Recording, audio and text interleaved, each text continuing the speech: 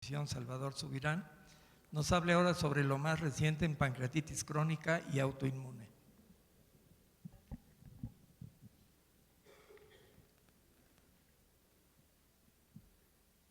Bueno, buenas tardes a todos, gracias al comité organizador por la invitación. Y como todos recordarán, y en lo que pasan la primera diapositiva, la pancreatitis crónica es proceso inflamatorio persistente del páncreas y que a largo plazo va a provocar cambios tanto en la estructura como en la función del mismo, provocando diferentes grados de fibrosis, alteraciones en la anatomía, incluso el desarrollo de estenosis o incluso litos intrapancreáticos.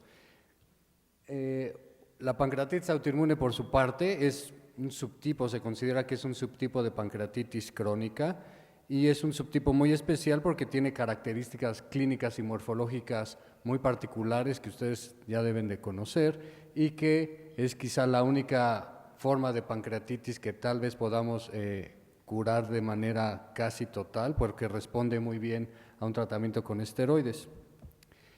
En la Semana Americana de Gastroenterología se presentaron alrededor de 94 resúmenes asociados con pancreatitis crónica y cerca de 18 con pancreatitis autoinmune y seleccioné los que a mi criterio podrían ser los de mayor relevancia clínica. Para recordarles, la pancreatitis crónica tiene diferentes etiologías, la más común sigue siendo la alcohólica en México como en el resto del mundo. Aún así, a pesar de un trabajo de diagnóstico exhaustivo, todavía tenemos un 10-15% de pacientes en los que no tenemos la causa y el resto de pacientes se va a distribuir en alteraciones genéticas, ya sea del tipo de fibrosis quística, a mutaciones en los genes del tripsinógeno catiónico, el inhibidor del tripsinógeno, incluso del quimitripsinógeno y algunas otras alteraciones metabólicas. Dentro de esto, en cuanto a la etiología de la pancreatitis crónica, hubo al menos un par de estudios que evaluaron el papel de las mutaciones genéticas en la misma y interesantemente fueron dos estudios, uno de ellos en 43 niños con pancreatitis aguda recurrente de inicio idiopática y estudiaron la presencia de mutaciones en el gen del tripsinógeno catiónico, el inhibidor, la fibrosis quística y el quimitripsinógeno. Tuvieron dos grupos, pacientes sin pancreatitis crónica, pero que tenían pancreatitis recurrente y pacientes con pancreatitis crónica. Y observaron que en ambos grupos había un porcentaje considerable con mutaciones en alguno de estos genes, pero era mayor en aquellos niños que ya habían desarrollado pancreatitis crónica. De los genes más afectados o con mayor frecuencia fue el de la fibrosis quística, y vean cómo se observa que aquellos niños con mutaciones, independientemente del gen, presentaban síntomas y ya pancreatitis crónica a etapas mucho más tempranas comparados con aquellos que todavía estaban desarrollando pancreatitis recurrentes, y también el número de episodios era mayor en aquellos que ya tenían crónica. De esto se puede resumir que la pancreatitis aguda recurrente en la infancia puede asociarse en un porcentaje considerable de pacientes a mutaciones genéticas, siendo el de la fibrosis quística el más común. Y cabe resaltar aquí que estos niños no presentaban datos clásicos de fibrosis quística. Esto quiere decir que tienen mutaciones probablemente leves con alteraciones solamente a nivel pancreático. En un estudio multinacional en el que evaluaron también 134 niños con pancreatitis aguda recurrente idiopática y 105 con pancreatitis crónica, también vieron que la edad al diagnóstico, a la presentación de los síntomas era quizá antes de los 15-18 años, que es lo que solemos observar en este grupo de pacientes. Hicieron una clasificación por etnia, los hispanos tenían más agudas recurrentes comparados con los no hispanos y alguna mutación al menos en estos genes del tripsinógeno fue mayor en aquellos que presentaron pancreatitis crónica a etapas tempranas. Hubo alguna diferencia en el tipo de dolor constante cuando ya había cronicidad y episódico probablemente asociados a los cuadros agudos. El número de visitas fue significativamente mayor en los que tenían ya pancreatitis crónica, así como el número de intervenciones necesarias, ya sea cirugía o endoscopía. Grandes rasgos se puede concluir que las mutaciones genéticas son o tienen un papel importante en la etiología de pancreatitis crónica cuando la vemos en etapas tempranas, es decir, antes de los 20-25 años, Pueden ser responsables de la progresión de cuadros agudos recurrentes hacia crónica y se asocian obviamente a una aparición temprana, como lo han demostrado los dos trabajos que les acabo de presentar. En cuanto al diagnóstico, esto siempre ha sido un reto. Es muy fácil diagnosticar pancreatitis crónica en etapas avanzadas cuando el paciente ya tiene esteatorrea, diferentes grados de desnutrición, o si en una tomografía observamos calcificaciones. El reto es diagnosticarla en etapas tempranas. Para esto se han desarrollado varias técnicas, el ultrasonido, que ha venido a revolucionar el estudio de las enfermedades pancreáticas, con elastografía, que también nos ayuda a ver qué tan sólido o duro está el tejido pancreático, incluso pruebas de aliento o pruebas de secretina o de estimulación pancreática. Este grupo español evaluó un abordaje multimodal en 28 sujetos que tenían sospecha de pancreatitis crónica por la presencia de al menos 4 criterios por ultrasonido endoscópico. ¿Qué quiere decir esto? Que probablemente tenían algo de lobularidad, microcalcificaciones o incluso nada más algunos focos o hilos hiperecoicos. Y a estos ultrasonidos iniciales les agregaron una evaluación por elastografía y además evaluación con estimulación de secretina, midiendo la cantidad de bicarbonato en el duodeno y cambios en el diámetro del conducto pancreático. Lo que esperaban es que si era un páncreas normal, al inyectar secretina, el conducto pancreático se iba a dilatar. Si era un páncreas fibroso, el conducto no se iba a dilatar. Y lo que observaron es cuando observaban alteraciones en estas 4 pruebas, que fue casi en la mayoría de sus pacientes, hacían el diagnóstico de pancreatitis crónica con relativa facilidad. Cuando solamente había 3 alteraciones, ya sea por ultrasonido, elastografía y bicarbonato bajo en el duodeno, la posibilidad diagnóstica era mucho menor y nada más se quedaban como una probable pancreatitis crónica, y cuando nada más usaban elastografía, también el rendimiento diagnóstico era muy deficiente. Entonces se concluye que el abordaje multimodal con diferentes técnicas, que es lo que solemos estar haciendo, al menos en los pacientes que estamos estudiando en el instituto, puede proporcionar información tanto dinámica, morfológica y funcional para facilitar el diagnóstico o detección de pacientes en etapas tempranas que se pueden beneficiar de tratamientos también precoces.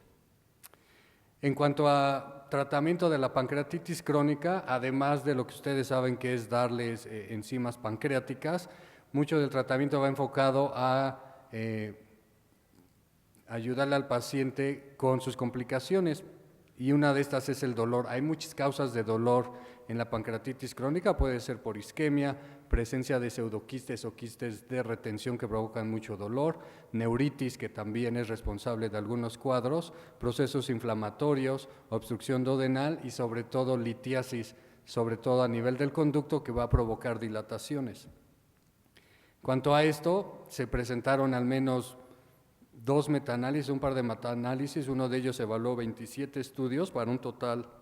de 3.189 pacientes, evaluando la utilidad de la litotripsia extracorpórea, ya sea sola o en combinación, para ver la utilidad en cuanto a la limpieza del conducto pancreático en aquellos pacientes con dolor secundario a una obstrucción del mismo.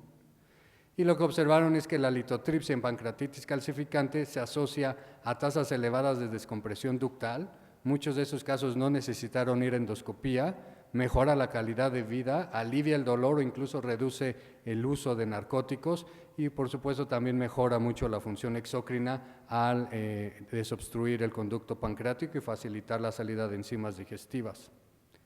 Cuanto a pancreatitis autoinmune, ustedes saben que también muchas veces es un reto diagnóstico porque se confunde con tumores de páncreas. La pancreatitis autoinmune ya les había mencionado que es muy peculiar, es parte de una enfermedad sistémica asociada a IgG4. En la actualidad sabemos que hay 2 tipos de acuerdo a las características clínicas de imagen y serológicas, entre otras. Puede ser tipo 1, que es un páncreas en salchicha o completamente aumentado de tamaño, o bien variables focales que se pueden asociar o no a otras alteraciones extrapancreáticas. Cuanto al diagnóstico, lo que más se conoce probablemente es la determinación de subclases de inmunoglobulinas G4, que tienen una gran utilidad diagnóstica, pero no todos los pacientes presentan elevación de las mismas. Entonces, en este estudio evaluaron pacientes con pancreatitis autoinmune, pancreatitis aguda y pancreatitis crónica, y midieron los niveles de IgG4 con diferentes puntos de corte, uno quizá 1.5 veces o una vez arriba de lo normal, y 280 que se considera el doble de lo normal, y midieron también inmunoglobulina G y E totales. Y lo que observaron es que sí, cuando las IgG4 están en 140 o mayor, sí hay diferencias significativas entre los grupos. Cuando este punto de corte, que es lo que está aceptado en la actualidad, se duplica, el rendimiento diagnóstico o la cantidad de pacientes que detectamos autoinmunes es mayor comparado con lo que se observa en agudas y crónicas. Y ahora bien, aquí parece ser que las IgG totales, tanto G como E, pudieran ayudar a diferenciar los cuadros, porque si vemos aquí las medianas, fueron significativamente mayores en autoinmunes que en crónicas. La única cosa a observar es que hay mucho traslape en los niveles, sobre todo cuando ven los intervalos, y esto es lo que ha dificultado que realmente se apliquen como una prueba diagnóstica sola, pero probablemente como se concluye en el trabajo, sí, los niveles elevados de IgG4 son frecuentes en pancreatitis autoinmune, pero elevaciones moderadas se pueden observar en aguda y crónica, y quizá en aquellos casos indeterminados, una elevación de IgG o IgE podrían contribuir a diferenciar entre estas tres patologías. En cuanto al tratamiento, que también en la mayoría de los casos es relativamente sencillo, porque les damos un curso de prednisona y la mayoría de los pacientes mejoran, sabemos que hay algunos casos que van a tener recurrencia. Y en este estudio lo que se evaluó es la respuesta y las tasas de recurrencia a un tratamiento inicial con prednisona de acuerdo al tipo de pancreatitis. Sabemos que probablemente la pancreatitis tipo 1 o aquella que tiene manifestaciones extrapancreáticas tiene mayor riesgo a recurrir, pero hay poca información de lo mismo y también hay pocos factores o parámetros que nos ayuden a predecir esto. Entonces, en este estudio vieron que los tipo 1 eran quizá un poco mayores comparados con los tipo 2, había también mayor prevalencia de hombres en la pancreatitis autoinmune tipo 1, y algo que hemos ido aprendiendo pero no hay mucha evidencia es que cuando hay afección a otros órganos, sobre todo aquí a nivel biliar por la elevación de la fosfatasa, eso podría predecir recurrencia. Entonces les dieron un tratamiento inicial de 40 miligramos de prednisona por 5 semanas en poco más de la mitad de los pacientes, un seguimiento mayor de 550 días, y observaron al menos que no había muchas diferencias en cuanto a la tasa de no respondedores, pero en los tipo 1 había significativamente más recurrencia comparado con la tipo 2, que prácticamente no vieron nada. Entonces, de acuerdo a esto se puede determinar que la pancreatitis tipo 1 comparada con la 2 tiene mayor riesgo a recurrencia. Está a discusión si tiene algo que ver la afección a otros órganos, sobre todo aquí a nivel biliar, pero probablemente vayan a ser pacientes que requieran tratamientos o más agresivos o más prolongados comparado con lo que utilizamos en la actualidad. ¿Qué usamos cuando alguien recurrió? Generalmente utilizamos azatioprina, hay otros estudios que utilizan rituximab o algunos otros inmunosupresores, y hubo este estudio que evaluó la respuesta al tratamiento con azatioprina en pacientes que presentaban recurrencia, también pacientes tipo 1 y tipo 2, y los dividieron en aquellos que sometieron a azatioprina y aquellos que no recibieron azatioprina. También fueron quizá poquito mayores de edad o con edades más grandes los que fueron sometidos a azatioprina. También la prevalencia de hombres fue mayor en este grupo.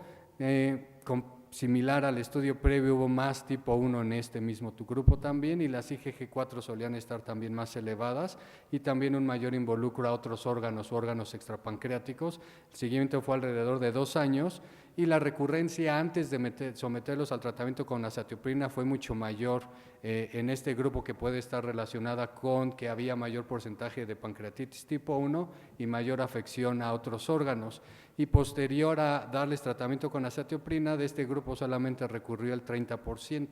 Entonces esto nos ayuda a uno a confirmar que probablemente hay un grupo, sobre todo aquel que tiene manifestaciones extrapancreáticas, que pudiera tener mayor riesgo a complicarse, y que la azatioprina parece ser una buena opción, tanto eficaz como segura, para prevenir recurrencias, a utilizarlo como terapia de mantenimiento. Si hay forma de predecirlo, además de lo que ya les mencioné, que es un poco el cuadro clínico del paciente, este estudio trató de evaluar qué pasaba en cuanto a la reducción que se observaba del volumen pancreático en la tomografía. Y nuevamente observaron pacientes con pancreatitis autoinmune recurrente y no recurrente. Este fue el promedio de edad, mayor predominio de hombres, y lo que observaron o estudiaron fue el volumen del páncreas al diagnóstico y lo midieron después de darles un tratamiento con prednisona o azatioprina. Y aunque en las mediciones totales no hubo diferencias en el cambio, en cuanto a porcentaje, lo que observaron es que las pancreatitis recurrentes tenían un porcentaje de reducción menor, es decir, solamente se redujo el páncreas una tercera parte de su volumen normal, comparado con aquellos que no recurrían, que quizá el páncreas se redujo a más de la mitad del volumen inicial. Y por eso se concluye que pudiera ser que durante el tratamiento y durante la tomografía o la imagen de control para ver la respuesta al mismo, ese porcentaje de reducción en el volumen pancreático podría predecir o separar a aquellos pacientes que pudieran recurrir y probablemente beneficiarse de darles tratamiento a largo plazo. Para concluir o sintetizar todo, en cuanto a pancreatitis crónica, las mutaciones genéticas asocian una aparición temprana y a un mayor cuadro de eventos, al mayor número de eventos agudos, pueden ser responsables de una progresión también a edades tempranas de pancreatitis recurrente a crónica. Un abordaje multimodal en el diagnóstico que incluye ultrasonido endoscópico, elastografía y en aquellos sitios donde se cuente con secretina, pudiera ayudarnos a hacer diagnósticos muy tempranos de la misma. La litotripsia extracorpórea parece ser una herramienta diagnóstica que no se ha utilizado mucho, pero que se asocia a tasas elevadas de descompresión ductal y mejora la calidad de vida de los pacientes al disminuir los cuadros de dolor, incluso el uso de narcóticos. Cuanto a pancreatitis autoinmune, la IgG4, que es lo que más medimos, elevaciones medianas o moderadas son frecuentes en otras patologías y eso cabe la pena tenerlo en cuenta y por eso entre mayor sea el número o utilizamos un punto de corte quizá al doble, es mayor utilidad. La medición de IgG e IgE por sí solas probablemente no tengan ningún papel, pero en combinación con otros parámetros diagnósticos nos podrían ayudar en el diagnóstico diferencial de la pancreatitis autoinmune. Parece ser que la pancreatitis autoinmune tipo 1 tiene mayor riesgo de recurrencia y requerirá tratamientos prolongados.